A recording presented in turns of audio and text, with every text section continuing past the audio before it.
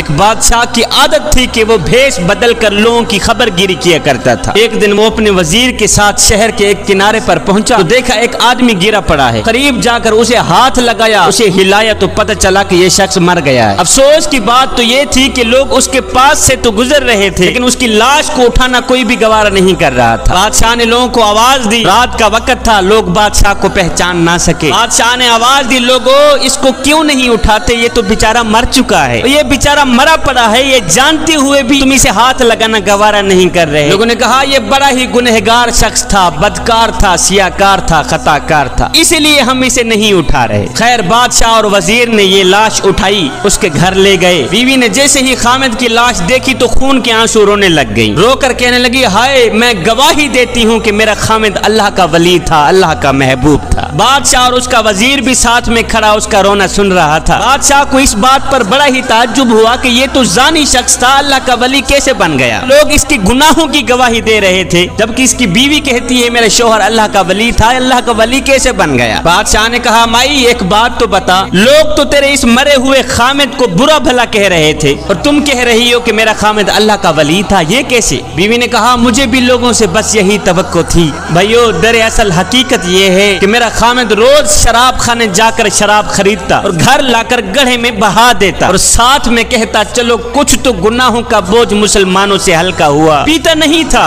وہاں سے شراب لے کر گھر آ کر گڑھے میں بہا دیتا تھا، کہتا جو شراب میں نے خرید کر گڑھے میں ڈالی ہے اگر یہ شراب کوئی اور لے جاتا تو ساری رات گناہوں میں گزارتا۔ اسی طرح میرا شوہر رات کو ایک گندی عورت کے پاس جایا کرتا تھا، اسے ایک رات کی اجرت دے کر کہتا کہ تم اپنا دروازہ بند کر دو، آج کی رات کوئی بھی تیرے دروازے پر نہ آئے۔ صبح گھر آ کر کہتا شکر ہے میرے مالک، آج اس عورت کا اور نوجوان مسلمانوں کے گناہوں کا میں نے کچھ بوجھ تو ہلکا کر ہی دیا ہے۔ اب لوگ میرے شوہر کو ان جگہوں پر آتا جاتا دیکھتے اور برا بھلا کہتے، میں شوہر کو کہتی تو یہ نیکیاں تو کر رہا ہے لیکن جب تم مرے گا تو کوئی بھی تجھے غسل دینے کو آمادہ نہیں ہوگا۔ میرا شوہر مسکرا کے کہتا کہ تم گھبراؤ نہیں، تم اپنی آنکھوں سے دیکھو گی کہ میرا جنازہ وقت کے بادشاہ پڑھیں گے۔ یہ سن کر بادشاہ رو پڑا، کہنے لگا مائی میں نے بھیس بدلا ہوا ہے، دراصل میں خود ہی بادشاہ ہوں، صبح انشاءاللہ ہم خود تیرے شوہر کو غسل دیں گے، علماء اولیاء اس کا جنازہ پڑھیں گے اور پڑھنے والے بادشاہ ہوں گے۔